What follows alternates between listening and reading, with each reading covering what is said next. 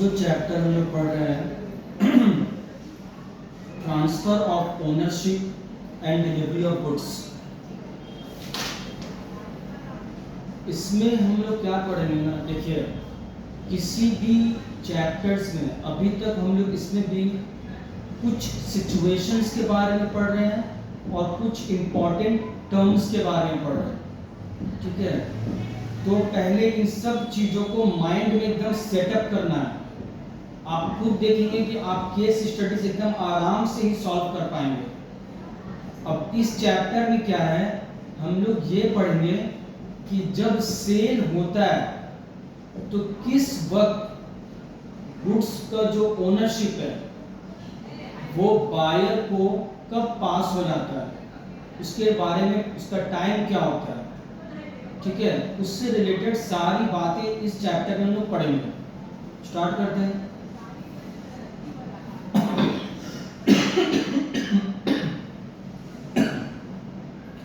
Sale of goods involves transfer of ownership of property from seller to buyer, ठीक है। Seller से buyer के मतलब सेल का मतलब ये होता है कि ओनरशिप जो होता है गुड्स का, ठीक है, मालिकाना हक वो सेलर से बायर के पास पहुंच जाता है।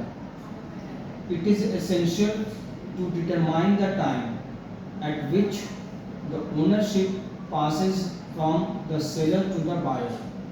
अब ये ज़रूरी है डिटरमाइन करना, जानना कि किस टाइम सेलर से बायर के पास गुड्स का ओनरशिप ट्रांसफर हो जाता है, ठीक है। Importance of the time of transfer, time of transfer का इंपॉर्टेंस क्या है, इसका बहुत इंपॉर्टेंस है। देखते हैं।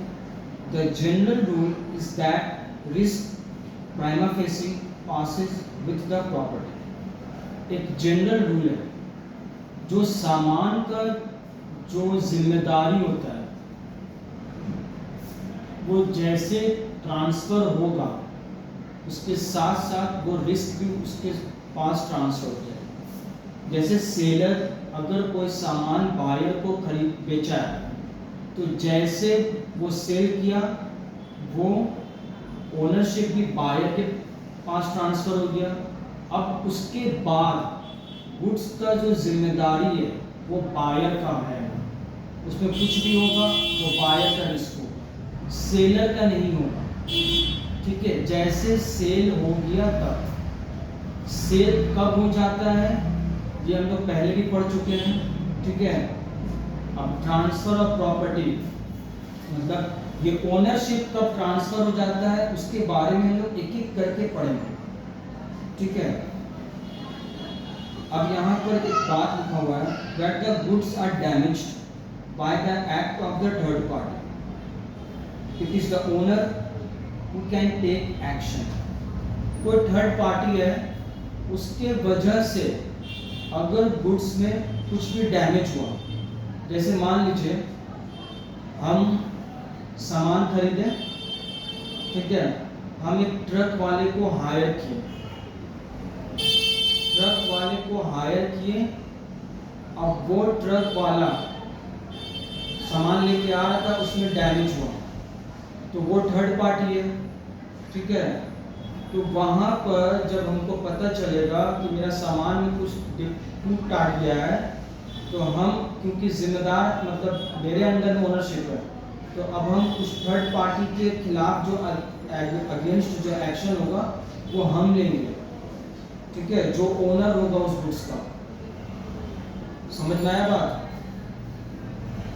Suit for price by the seller can be filed only when the property has passed to the buyer। देखिए अभी यहाँ पर जो भी पढ़ रहे हैं ना हम लोग समरी पढ़ रहे हैं, इसका पूरा डिटेल अभी आगे में, ठीक है, इसलिए अभी घबराना नहीं है, हम लोग एक एक करके पढ़ेंगे। ये सिर्फ हम अभी इम्पोर्टेंट्स बता रहे हैं, सिर्फ नॉर्मल पॉइंट्स। यहाँ पर ये बोल रहा है जैसे कि गुड्स ट्रांसफ़र हो गया मेरे पास में, मेरे नाम बायर के ऊपर, पास अगर हो गया तब सेलर मेरे खिलाफ कोई भी एक्शन ले सकता है प्राइस के लिए, मतलब कीमत के लिए। ठीक है, मान लीजिए हमको वो उधार दे दिया, ठीक है, उधार नहीं है, सामान तो मेरे नाम पर ट्रांसफर हो गया, अब प्राइस के लिए वो मेरे ऊपर केस सेलर कर सकता है। ये सब अलग अलग पॉइंट्स को यहाँ पर बोला गया एज ए समरी टाइप्स। ठीक है, इसका पूरा डिटेल अभी आगे पढ़ेंगे। अब जो है passing of property, sections 18-26, passing और transfer of property constitutes the most important element and factor to decide legal rights and liabilities of sellers and buyers. देखिए, प्रॉपर्टी जो ट्रांसफर होता है तो उसी के हिसाब से ये डिसाइड किया जाता है कि अब प्रॉपर्टी पे किसका लीगल राइट्स है और लायबिलिटीज है। सेलर का क्या राइट्स और लायबिलिटीज है और बायर्स का क्या राइट्स और लायबिलिटीज है। Passing of property implies passing of ownership. Passing of property का मतलब ये होता है कि पासिंग ऑफ ओनरशिप है। If the property has passed to the buyer, the risk in the goods sold is that of buyer and not of seller, though the goods may still be in the seller's possession. ठीक है, देखिए, एक बार goods transfer हो गया आपके नाम पे, अब आप वो आपका जिम्मेदारी हो गया वो, ठीक है, अब वो गुड्स भले ही सेलर्स के पोजीशन पे, लेकिन ये रिस्क जो है बायर के ऊपर पास रहेगा। अब ये रिस्क बायर का रहेगा, गुड्स में कुछ भी होगा। मान लीजिए जनरली क्या है, जैसे कि एक एग्जांपल दे रहे हैं, अभी इसको भी डिटेल में पढ़ेंगे।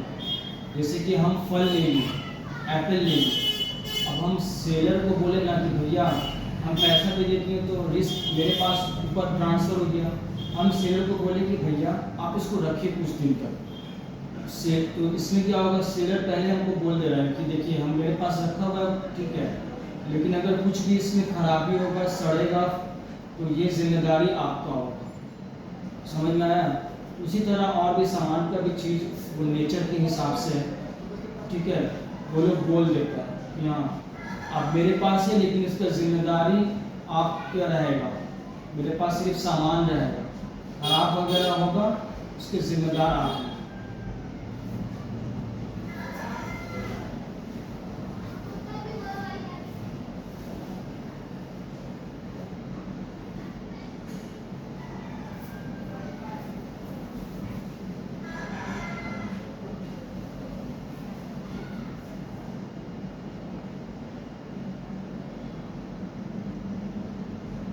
The rules regarding transfer of property in goods from the seller to the buyer depend on two basic factors. दो बेसिक फैक्टर्स पे इसका रूल्स है ट्रांसफर ऑफ प्रॉपर्टी का। पहला बात है identification of goods. Section 18 provides that where there is a contract of sale for uncertain goods। Uncertain goods किसको बोलते हैं अभी आगे हम लोग बताएंगे। The property in goods can not pass to the buyer unless and until the goods are ascertained. ठीक है, अनसर्टेन गुड्स का मतलब ये होता है ना आइडेंटिफाई करें। जैसे हम एक दुकान में गए, हम उसको बोले ना कि हमको नमक चाहिए, ठीक है, नमक चाहिए, सिर्फ बोले हैं नमक चाहिए, उसका कुछ हम आइडेंटिटी नहीं दिए, तो वो अपना बल्ब उसका पास रखा रहता है, तो जब तक वो निकालेगा नहीं उसमें से, ठीक है, तब तक वो असर्टेन नहीं हुआ। अनअसर्टेन का नॉर्मल मीनिंग जो होता है मतलब जानकारी नहीं है, नहीं पहचानना ऐसे, और असर्टेन का मतलब होता है जानना, देखना उसको, ठीक है, पहचानना। तो इसका पूरा अभी डिटेल हम लोग पढ़ेंगे आगे में। तब इसको ये बात आपको क्लियर हो जाएगा। The buyer can get the ownership right on the goods only when the goods are specific and ascertained. Buyer को ओनरशिप राइट तभी मिलेगा जब गुड्स असर्टेन स्पेसिफिक होगा, तो उसको पता है स्पेसिफिकली वो मेंशन कर दिया। स्पेसिफिक गुड्स का क्या है वो भी अभी आगे एग्जांपल उसका पूरा डिटेल रहेगा। मतलब क्या है, हम बोले उसको हमको टाटा कंपनी का नमक चाहिए, ये क्या है स्पेसिफिक है, ठीक है, हमको यही पर्टिकुलर सामान चाहिए एंड असर्टेन, इसके बारे में बता चुके हैं पहले, तो ये पार्ट आप जान लीजिए, ये पॉइंट है। उसके बाद बी है intention of parties. The property in goods is transferred to the buyer at such time as the parties to the contract intend it to be transferred. देखिए पार्टी के इंटेंशन से भी होता है, इरादे से, कि कब प्रॉपर्टी जो गुड्स में, सारा बात यहाँ गुड्स का हो रहा है। गुड्स किसे बोलते हैं, हम लोग पीछे पढ़े मूवेबल आइटम्स को, कि पार्टीज का क्या इरादा है कि कब होगा, उसके हिसाब से ही वो ट्रांसफर होगा। Section 19 sub section 2 further provides that for the purpose of ascertaining the intention of the parties, regard shall be to the terms of the contract, to the conduct of the parties and to the circumstances of the case। Contract में क्या terms है, parties का क्या conduct है, ठीक है, behaviour conduct को बोलते हैं, और केस का सर्कमस्टेंसेस मतलब सिचुएशंस। अब यहाँ पर हम लोग कुछ इम्पॉर्टेंट टर्म्स को पहले पढ़ेंगे, ठीक है। प्रॉपर्टी स्पेसिफिक और ascertain goods passes when intended to pass, section 19 where there is a contract for the sale of specific or ascertain goods। जब कॉन्ट्रैक्ट होगा स्पेसिफिक और असर्टेन गुड्स का, the property in them is transferred to the buyer at such time as the parties to the contract intend it to be transferred, ठीक है। Specific या ascertained goods का property कब transferred होगा buyer में, उस समय जब पार्टीज कॉन्ट्रैक्ट में जिस समय वो लोग अपना मेंशन करेगा कि हाँ इस समय पास हो जाएगा, उसी समय पास होगा। इस सेक्शन 19 सब सेक्शन 1 में, for the purpose of ascertaining the intention of the parties regard shall be had to the terms of the contract, ठीक है। अब उन लोगों का इंटेंशन क्या है, इरादा क्या है, वो जो कॉन्ट्रैक्ट में लिखा रहेगा उस हिसाब से वो डिसाइड होगा, ठीक है। वो क्या है, conduct of the parties, circumstances of the case, terms of the contract. Unless a different intention appears, the rules contained in section 20 to 24 are rules for ascertaining the intention of the parties as to the time at which the property in the goods is to pass to the buyer। देखिए contract में अलग से कुछ भी अगर नहीं लिखा हुआ है, मेंशन नहीं किया हुआ है कि कब गुड्स पास हो रहा है, तो जो सेक्शन 20 से सेक्शन 24 में रूल्स लिखा हुआ है, ठीक है, उसी के हिसाब से ही हम लोग मान लेंगे कि पार्टीज का ये इंटेंशन है इस वक्त में, इस टाइम में प्रॉपर्टी गुड्स में पास हो जाएगा बायर को। ये सेक्शन सब सेक्शन 3 में दिया हुआ है, सेक्शन 19 का। Stages of goods while passing of property, goods को पास करने का कुछ स्टेज है, एक करते हैं specific goods in a deliverable state, section 20 where there is an unconditional contract for the sale of specific goods। कोई कॉन्ट्रैक्ट है अनकंडीशनल है, मतलब उसमें कोई भी कंडीशंस नहीं रखा गया स्पेसिफिक गुड्स का।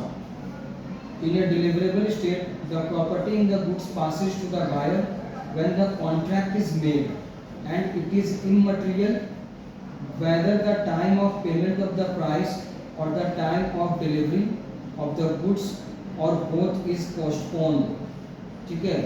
यहाँ पर इस लाइन का ये मतलब है ना कि देखिए, जैसे स्पेसिफिक गुड्स रहेगा उसका ओनरशिप पास उस वक्त हो जाएगा जब कॉन्ट्रैक्ट ऑफ सेल बनाया जाएगा, ठीक है। अब इस केस में ये इममटेरियल है। इममटेरियल का मतलब एक इम्पॉर्टेंट, इसमें अब कुछ भी नहीं है कि हाँ इसका टाइम ऑफ पेमेंट क्या है या फिर टाइम ऑफ डिलीवरी क्या है, मतलब डिलीवरी कब करेगा, पेमेंट कब करेगा, ठीक है, उससे कोई मतलब नहीं है। मतलब बाद में डिलीवरी करेगा या बाद में पेमेंट करेगा, उससे कोई मतलब नहीं है। कॉन्ट्रैक्ट ऑफ सेल जिस समय बनेगा उसी समय रिस्क जो है, मतलब ओनरशिप जो है गुड्स का, स्पेसिफिक गुड्स का, वो पास हो जाएगा बायर के ऊपर में। हियर द कंडीशन इन इस goods must be ready for delivery. यहाँ पर सिर्फ एक ही कंडीशन है, गुड्स रेडी रहना चाहिए डिलीवरी के लिए, ठीक है। अभी आगे ये भी बताया जाएगा कि गुड्स कब डिलीवरी के लिए रेडी होता है, ठीक है। अभी ये यहाँ तक हम लोग पढ़ेंगे, ये पॉइंट तक।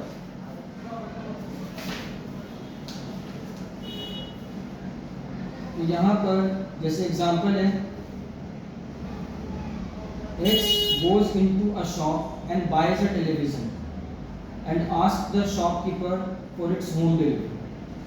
The shopkeeper agrees to do it. The television immediately becomes the property of X. X एक शॉप में गया, वो टेलीविज़न खरीद लिया यहाँ पे, ठीक है। शॉपकीपर से बोला क्या आप होम डिलीवरी करते हैं, तो शॉपकीपर एग्री हो गया। तो यहाँ पर क्या हो गया, उसी वक्त मतलब ये जो एग्री हो रहा है ना, तो मतलब क्या है कि डिलीवरेबल स्टेट में पोजीशन पे है सामान, वो एग्री हो गया, बस उसी वक्त टेलीविज़न जो है एक्स का प्रॉपर्टी हो गया। समझ में आया बात? इसमें जो कंडीशन बताया गया कि गुड्स डिलीवरेबल स्टेट में होना चाहिए। अभी ये सिंपल एग्जांपल है, अभी और आगे में specific goods to be put into a deliverable state, section 21। अब यहाँ पे बताया जा रहा है डिलीवरेबल स्टेट में कब वो आ जाता है, specific goods, where there is a contract for sale of specific goods and the seller is bound to do something to the goods for the purpose of putting them into a deliverable state, ठीक है। जैसे कोई goods है, उसको खरीदा है, अब seller को कुछ करना पड़ेगा उसको डिलीवरेबल स्टेट में लाने के लिए, ठीक है। तो गुड्स उस वक्त तक डिलीवरेबल पोजीशन में नहीं आएगा जब तक वो काम सेलर कंप्लीट नहीं कर लेगा, ठीक है। अभी एग्जांपल देखते हैं उसको। पीटर बाइज अ लैपटॉप,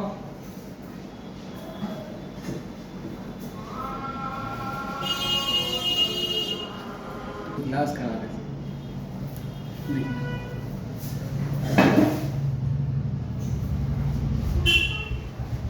जैसे यहाँ पर पीटर का एग्जांपल दिया हुआ है, वो एक लैपटॉप खरीदता है। पीटर बोलता है कि लैपटॉप, मतलब जो बायर होता है, पीटर खरीद रहा है, तो वो शॉपकीपर जो सेलर है उसको बोलता है कि क्योंकि लैपटॉप सिर्फ ले लेने से वो डिलीवरेबल स्टेट नहीं होता है, उसमें सॉफ्टवेयर को इंस्टॉल करना पड़ेगा, ऑपरेटिंग सॉफ्टवेयर को। तो वो ऑपरेटिंग सॉफ्टवेयर जब तक इंस्टॉल नहीं हो जाएगा वो डिलीवरेबल पोजीशन पे नहीं होगा, और जब डिलीवरेबल पोजीशन में नहीं होगा तो उस समय तक वो बायर के पास वो ओनरशिप ट्रांसफ़र नहीं होगा, ठीक है। उसके बाद है specific goods in a deliverable state when the seller has to do anything thereto in order to a certain price. ये तीसरा पॉइंट है कि डिलीवरेबल स्टेट में वो उस वक्त होगा स्पेसिफिक गुड्स जब उसको कुछ करना होगा प्राइस कैलकुलेट करने के लिए। जैसे ये चीज़ इसके लिए है ना, जो हम लोग सामान वजन से लेते हैं या फिर है ना लीटर से तौलते हैं, मतलब मेज़र करते हैं, उस केस के लिए जब तक वो वज़न कर नहीं लेगा तब तक वो डिलीवरेबल स्टेट में नहीं आएगा, और डिलीवरेबल स्टेट में नहीं आएगा तो गुड्स ट्रांसफर नहीं होगा ओनरशिप, ठीक है, तो यहाँ पर दिया हुआ है